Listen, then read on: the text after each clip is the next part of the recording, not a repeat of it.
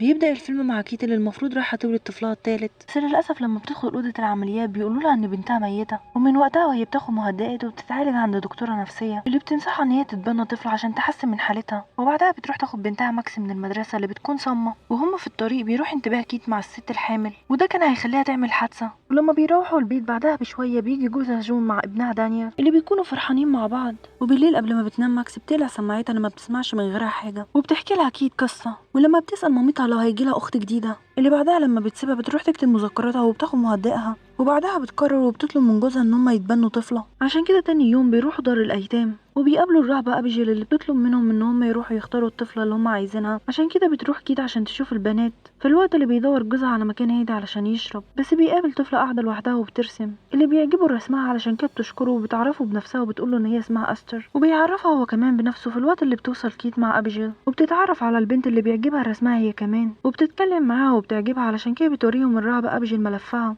وبتقول لهم ان هي رغم ان هي جايه من روسيا لان هي بتتكلم انجليزي كويس، بس كيت بتكون مستغربه ان هما بيستقبلوا اطفال من دول تانية. علشان كده بتقول لها ابجيل انهم مضطرين ان هما يستقبلوهم لان ملهمش مكان تاني. عشان كده بتحكي لها وبتقول لها ان العيله اللي جت معاها لامريكا ماتوا في حريق. وبعدها بتقول لهم شويه من صفاتها ان هي ذكيه وتفكيرها اكبر من عمرها، وبتحذرهم وبتقول لهم ان الشيء الوحيد اللي بيضايقها هو لو حد قرب من الشرايط اللي في ايديها ورقبتها. وبعدها بتسألها كيت عن معاملتها للأطفال التانية، اللي لما بتقولها ان هي كويسة بتوافق كيت ان هي تتبناها. عشان كده بياخدوها معاهم وبيكونوا فرحانين بيها. ولما بيوصلوا للبيت بتتعرف على ماكس وبتعرف ان هي صامة ومش بتسمع من غير السماعة. وبعدها لما بتدخل البيت بتتعرف على الجدة بربارا وبعدها دانيال، وبعدها بيوروها اوضتها اللي بتعجبها. عشان كده بيفرحوا بده وبتهديها ماكس كتاب للإشارة علشان تعرف تتكلم معاها. وبعدها لما بيهديها جون مسند للرسم بتفرح وبتحضنه. عشان كده بيغير دانيال وبيخرج مع اصحابه وبيروحوا بيت الشجرة بتاعه. وبالليل لما بيحصل برق بتستغل الفرصة أستر وبتروح تصحي ماكس وبتاخدها وبيروحوا لكيت وجون وبتقول لهم ان هم خايفين من البرق. ولما بتوافق كيت ان هم يناموا معاهم بتقولها أستر ان هي هتنام جنب باباها.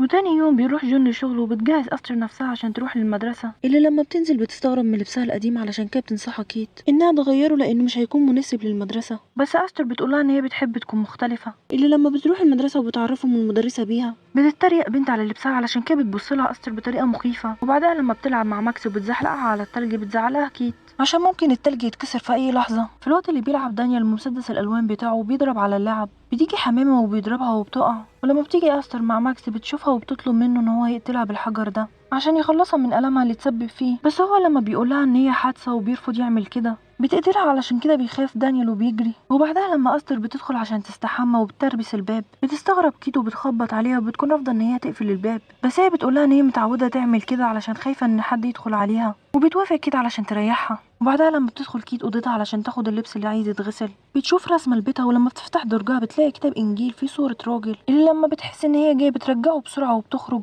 بس استر بتكون مراقباها وشافتها. وتاني يوم في المدرسة بيضايقها دانيال لان اصحابه بيتريقوا عليه بسببها، اللي لما بتشوف نفس البنت اللي اتريقت على لبسها كتاب الانجيل بتمسكه ومش بترضى تديهولها. عشان كده بيقع الورق اللي جواه. وبعدها لما بتحاول تفك الشرايط بتاعتها بتصرخ أستر بطريقة هستيرية. عشان كده كيت وهي بتعلمها البيانو بتحاول تسألها عن اللي حصل، بس هي بترفض تقولها أي حاجة. عشان كده بتفرحها كيت وبتوريها صورتها اللي حطيتها في دفتر يومياتها وبتقولها ان هي بقت واحدة من العيلة، وده بيفرحها. بس بتسألها عن جيسكا وبتقولها ان ماكس كلمتها عنها. بتقولها كيت ان هي بنتها اللي ماتت قبل ما تتولد، وبتقولها وبتعرفها ان هي حطت رمادها في مكان الورد ده. وأستر بتعمل نفسها متأثرة وبتعيط وبتقولها ان هي لو كانت موجودة كانت هتبقى فخورة عشان عندها ام زيها. عشان كده بتحضنها. ولما كيت بتكون مع جون بتشوفهم أستر وبتكون متضايقة. عشان كده تاني يوم بتتكلم معاها كيت وبتحاول تشرح لها اللي هي شافته. بتقولها أستر الاسم اللي كانوا بيعملوه وتتفاجئ كيت علشان كده بتتكلم مع جون بخصوص معرفتها بالكلام ده وانها خايفة تتكلم مع ماكس بالكلام ده، بس جون بيهديها وبيقولها ان هي ممكن تكون عرفت الكلمة دي من المدرسة. وتاني يوم أستر وهي بتلعب بتشوف البنت اللي كانت بتضايقها وبتبصلها بطريقة مخيفة، وبتشوف ست بتحاول تتقرب من جون. عشان كده بتستنى لحد ما بتمشي وبتروح ورا البنت اللي بتضايقها وبتوقعها وبتتكسر رجليها وبتشوفها ماكس. ولما بيروحوا بيقول لها جون ان ابو البنت بيتهمها ان هي اللي وقعتها، بس هي بتكذب وبتقول ان هم كانوا بيلعبوا. ولما بتسأل كيت ماكس بتكذب هي كمان وبتقولها ان هي وقعت لوحدها. ولما دانيال بيجي بيتريق على أستر لان هي بتتعامل زي الكبار. ولما جون بيطلب منه ان هو يعتذر لها بيرفض وبيمشي. عشان كده بيعاقبه وبيقفل بيت الشجرة بتاعه وبياخد المفتاح وبيقول له ان هو هيفتحه له لما يعتذر لها. وبعدها هما بيشتروا حاجات بتتصل ابيجيل بكيت وبتسأل عن أستر اللي بترفض تكلمها. عشان كده بتطلب من ماكس ان هي تقول لها الكلام اللي بتقوله مامتها اللي بتقول لابيجيل عن الحادثة اللي عملتها أستر مع صاحبتها، وبتعرفها ماكس بده. علشان كده بتكون قلقانة. عشان كده بتتضايق من كيت وبتتقلب عليها اللي لما بتسمعها بتعزف مقطوعة على البيانو بطريقة محترفة بتكون مستغربه لان هي كذبت عليها لانها كانت بتتظاهر ان هي ما تعرفش في البيانو. عشان كده بتجرحها استر وبتقول لها ان هي كان لازم تتظاهر باهتمامها بده عشان ما تحبطهاش لان عندها بنت ما بتقدرش تسمع عزفها. وبعدها بتمشي وبتحكي لجون على كذبها وعلى الطريقه الوحشه اللي بتتعامل بيها معاها، بس هو بيبرر لها كذبها وبيقول لها ان هي كانت بتحاول تقضي وقت معاها. بس كيت بتقول له ان هو مش هيقدر يشوف وشها الوحش لان هي بتتعامل معاها بطريقه وهو بطريقه تانية. عشان كده بتقول له ان هي قالت لها عن الست اللي كانت واقفه معاه وان هي كانت معجبه بيه، وده بيخليهم يتخانقوا وبتفكروا بخيانته ليها. ولما بتسمعهم استر بتكون فرحانه لان هي قدرت تفرقهم. وتاني يوم لما بيخبط الباب وبتفتحه استر بتلاقي ابجل وبتقول لها وهي قلقانه ايه اللي جابها. اللي لما بتقابل كيت وجون بتقول لهم ان في حاجه غلط في استر. عشان كده بتحكي لهم وبتقول لهم ان هي اتصلت بمدرستها وعرفت ان في ولد كان داخل في ايده مقص وانهم افتكروا ان هو اللي عمل كده لنفسه. بس هي بتقول لهم ان استر كانت موجوده في الوقت ده وانها شاكه فيها ان هي اللي عملت كده، وشاكه انها هي اللي حرقت بيت العيله اللي كانت مبنياها. وبتسمعها استر عشان كده بتروح لماكس وبتقولها ان في ست عايزه تاخدها بعيد عن البيت وبتطلب منها انها تساعدها. علشان كده بتقولها ان هي تدور لها على المفاتيح. في الوقت اللي بتاخد شاكوش وبتحطه في شنطتها بتلاقي ماكس المفاتيح اللي لما بتاخده منها بتفتح الخزنه وبتاخد المسدس وبتوجهه على ماكس وبتسالها لو عايزه تلعب بس هي بترفض. ولما بتشوف ابجل ماشيه بتاخد ماكس وبيستنوها لما تعدي. عشان كده بتقول لها استر ان هم هيخوفوها علشان ما ترجعش تاني وبتوافق ماكس. علشان كده بتحدفها استر قدام عربيتها اللي لما بتقف بتجري عليها وبتعرف انها ماكس، بس بتيجي استر من وراها وبتضربها بالشاكوش. وبعدها بتطلب من ماكس انها تساعدها وبيبعدوها عن الطريق قبل ما حد يشوفها. وبعدها بتضربها لحد ما بتموتها وبتروح بيت الشجره مع ماكس وبتنظف نفسها وبتحط لبسها والشاكوش في الشنطه اللي بتخبيها في بيت الشجره. بس ماكس بتكون خايفه منها علشان كده بتقولها ان هي هتقول لهم اللي حصل. عشان كده استر بتخوفها وبتقولها ان هي هتدخل معاها السجن لانها ساعدتها في ده. وبعدها بتطمنها وبتقولها ان هي مش تقتلها علشان هي بتحبها وعشان هي اختها. ولما بينزلوا من البيت بيشوفهم دانيال وبيستخبى بس بتشوفوا استر. عشان كده بتروح له وهو نايم وبتهدده وبتساله عن اللي شافه، اللي بيقول لها ان هو شافهم وهما نازلين من بيت الشجره بس. وبعدها بتخوفه وبتمشي. وتاني يوم لما بياخدوها للدكتوره النفسيه بتقول لهم ان ما عندهاش اي حاجه وبتقول لكيت ان هي بتحاول ترضيها باي طريقه. بس كيت بتكون مستغربه من كلامها لان ده ما حصلش وبتجيب اللوم عليها. علشان كده بتسالها كيت هي قالت لها ايه. في الوقت اللي بتكون استر في الحمام ومتضايقه وبتتصرف بطريقه مجنونه. ولما بيوصلوا للبيت بتتصل رهبه بكيت وبتسالها عن ابيجيل لانها ما رجعتش للدار ولانها اخر ناس كانت عندهم. في الوقت اللي الشرطه بتلاقي جثتها علشان كده بيروحوا بياخدوا شهاده جون وكيت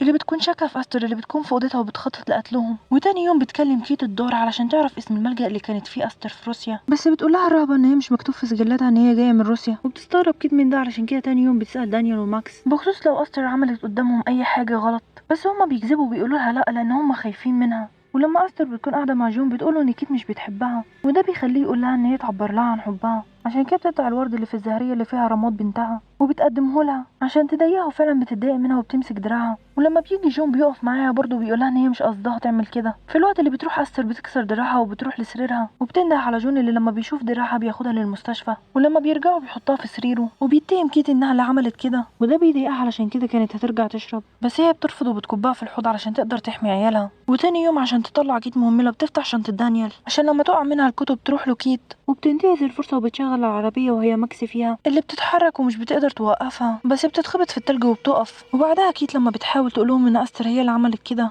بيقولها جون اللي هي لقت الازازه دي وبيعرف انها رجعت تشرب تاني. علشان كده بيقولها ان هو هيديها اسبوع عشان ترجع تتعالج ولو ما بقتش احسن هياخد الاولاد ويمشي. وده بيخلي دانيال يروح لماكس عشان يسالها عن اللي حصل اللي بتقوله انها هي اللي عملت كده. عشان كده بيقولها دانيال ان هم لازم يروحوا لابوهم وامهم عشان يقولوا لهم ده، بس ماكس بترفض وبتوريله الرسومات اللي هي رسماها عن توقيعها للبنت وقتل الرهبه ودفن الادله في بيت الشجره. لما بيشوفها بيقولها ان هو هيجيب الادله ويوريها لهم عشان يصدقوه. في الوقت اللي بتسمع استر كل كلامه. وتاني يوم كيت بتدور على كتاب الانجيل بتاع استر اللي لما بتلاقيه بتلاقي فيه صور كتير لرجاله وبتاخد العنوان المكتوب عليه اللي لما بتسرش عنه بتلاقيه. عشان كده بتاخد الرقم وبتتصل بيهم وبتعرف منه ان هي مستشفى مش دار ايتام. في الوقت اللي بيروح دانيال بيت الشجره اللي لما بيطلع بيلاقي القفل مفتوح ولما بيدخل مش بيلاقي الشنطه اللي بيلاقيها مع استر اللي بتطلع منها الادله وبترميها مع رسومات ماكس اللي بتدينها وبتولع فيهم وفي المكان وبتقفل عليه وبتمشي. علشان كده بيطلع من الشباك وبيحاول ينده على كيت وبعدها بيطلع فوق البيت اللي لما بيولع بيقع اللي بعدها بيقوم وبينط على خشبه بس ايده بتتزحلق وبيقع منها. واستر بتكون فرحانه وكانت هتموته بس بتيجي ماكس وبتزقها. ولما بتشوف كيت الحريقه بتجري على دانيال اللي بتلاقيه مش بيتحرك وبتكون متاكده انها هي اللي عملت كده وبياخدوه للمستشفى. ولما بيوصل الدكتور بيقول لهم ان حالته بقت مستقره وممكن يعرفوا منه ايه اللي حصل لما يفوق. وبتسمعهم استر. علشان كده في الوقت اللي بتقول كيت لجون على كذبها بخصوص ملجأ روسيا اللي طلع مستشفى وان استر هي اللي حرقت بيت الشجره اللي بتطلب من الجدة بربارة ان هي تروح تشتري بيبس، وبتديها الفلوس وبتروح، بس ماكس بتكون قلقانة عشان كده بتروح وراها، واللي لما بتروح عند ماكينة البيبسي مش بتلاقيها، عشان كده بتكون عارفة ان هي رايحة تقتل دانيال، وده بيخليها تروح لمامتها بسرعة، بس بتكون أستر راحت له وخنقته ومشيت. عشان كده لما بيضرب انذار المستشفى بتروح له الدكاترة وكيت، وبتكون عارفة ان هي اللي عملت كده، عشان كده بتروح لها وبتضربها، والدكاترة بيكونوا مستغربين ان هي بتضرب طفل، علشان كده بيدوها مخدر. وبعدها بيقولها جون ان دانيال كويس وان هو هياخد أستر وماكس للبيت، بس هي بتنبهه وبتقوله ان هو يحمي ماكس منها، وهو مش بيسمع لها عشان كده بيمشي. ولما بيروحوا قبل ما بتنام ماكس بتخلع السماعة، اللي لما بتشوف أستر بتخاف منها، عشان كده بتعمل نفسها ان هي بتحبها وبتاخد سماعتها وبتمشي. وبعدها جون بيسيبها وبينزل عشان يشرب، في الوقت اللي أستر بتاخد فستان كيتو وبتقصه وبتلبسه وبتحط ميك اب، وبعدها بتروح له، بس هو بيكون سكران ومستغرب من اللي هي عاملاه في نفسها، ولما بتحاول تبوسه وتتقرب منه بيزعق لها وبيقول لها ان تصرفاتها غريبه وانه هيرجعها للملجأ، عشان كده بتتضايق وبتطلع لاوضتها وبتعيط. في الوقت اللي بيجي اتصال لكيت من المستشفى، اللي بيقول لها الدكتور ان الصور اللي بعتتها له دي مش لطفله، لان عندها 33 سنه وان هو كان دكتورها وبيعالجها، وبيقول لها ان هي عندها متلازمه هايبوميتاليزم اللي وقفت نمو جسمها، عشان كده كان عندها مرض نفسي وبتتعصب لان الناس بتعملها على اساس ان هي صغيره، وده كان بيخليهم يربطوها، علشان كده كانت بتفك نفسها وتسببت في علامات في جسمها، عشان كده بتفهم كيت سبب لبسها للشرايط. في الوقت اللي بتشيلها أستر وبتشيل أسنانها المزيفة، بتكون كيت في طريقها للبيت، في الوقت اللي بيقولها الدكتور ان هي لما بتفشل في جذب الاب ليها بتقتله وبتقتل عيلته وبعدها بتحرق البيت، عشان كده بيقولها ان هي لازم تتصل بالشرطه بسرعه. في الوقت اللي بتشيل أستر الميك اب وبتبين سنها الحقيقي، وبعدها لما بيروح جون عشان يعتذر لها مش بيلاقيها، وبيكتشف حقيقه الرسومات اللي كانت بترسمها. في الوقت اللي بتحاول كيت تتصل بيه بتفصل أستر الكهرباء عن البيت، اللي بعدها بتضربه بالسكينه، ولما بيقع بتكمل عليه لحد ما بيموت، وبتشوفها ماكس علشان كده بتجري منها وبتستخبى في دولابها. في الوقت اللي بتوصل كيت للبيت وبتشوف جون ميت وبتكون حزينه، وبعدها بتروح تدور على ماكس. في الوقت اللي بتاخد أستر المسدس وبتروح تضرب عليها وبتصيبها في دراعها، اللي بتروح تربطها. في الوقت اللي بتدور عليها أستر ومش بتلاقيها علشان بتكون مستخبيه بره، عشان كده بتمشي. في الوقت اللي بتوقع ماكس زهريه وبتسمعها أستر ومامتها، اللي لما بتشوفها بتطلب منها ان هي تستخبى وما تتحركش، بس أستر بتوصل ولما بتشوفها بتضرب عليها نار، عشان كده كيت بتكسر الازاز وبتنط عليها، ولما بتروح لها ماكس عشان تشوفها بتقوم وبتاخدها وبتخرج. في الوقت اللي الشرطه بتوصل وبتشوف جون ميت بتهاجم أستر كيت بسكينه وبتحاول تقتلها، بتاخد ماكس المسدس وكانت عايزه تضرب أستر، بس بتيجي في التلج اللي بيتكسر عشان كده بيقعوا في الميه، بس بترجع تمسكها أستر وبتحاول تموتها، عشان كده بتحاول تغرقها وبعدها بتطلع، بس بتطلع وراها وبتمسكها، عشان كده بتضربها وبتكسر رقبتها وبتموت، وبعدها بتاخد ماكسي وبتمشي. وبكده يكون انتهى الفيلم. ما تنسوش تشتركوا في القناه وتفعلوا زر الجرس عشان يوصلكوا كل جديد.